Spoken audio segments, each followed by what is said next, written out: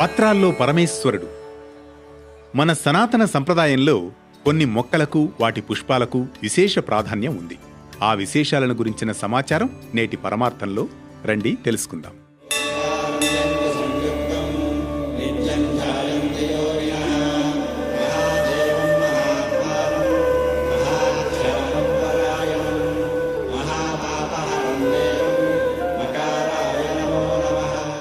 ఈ సృష్టిలో పంచభూతాలకు విశేష ప్రాధాన్యం ఉంది.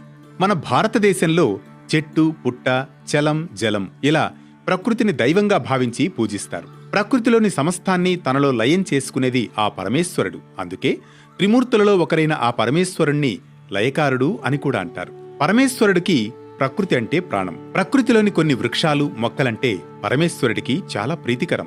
మరీ ముఖ్యంగా శ్రావణమాసంలో ఈ మొక్కలను నాటితే శివుడి అనుగ్రహం కలుగుతుందని, పరమేశ్వరుడు ప్రసన్నుడవుతాడని చెబుతారు. ఆ మొక్కలు ఏవో ఇప్పుడు తెలుసుకుందాం. బిల్వం అంటే మారేడు. మారేడు నీవని ఏరేరితేనా మారేడు దళములు నీ పూజకు అంటూ శివుడిని భక్త కన్నప్ప భక్తితో అభిషేకిస్తాడు.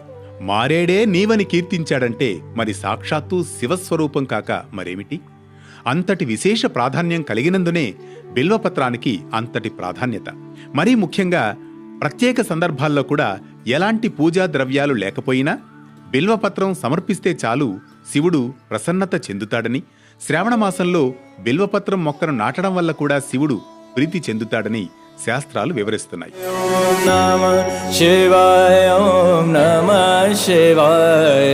హర హర భోలే నమః శివాయ. సెమీ వృక్షం. సెమీ వృక్షాన్నే జమ్మి చెట్టు అని కూడా పిలుస్తారు. పాండవులు వనవాసానికి వెళ్లే ముందు తాము వాడే ఆయుధాలను జమ్మి చెట్టు మీద భద్రపరిచారని పురాణం చెబుతోంది. అయితే ఈ జమ్మి చెట్టు ఆకులు కూడా శివుడికి చాలా ప్రీతికరం.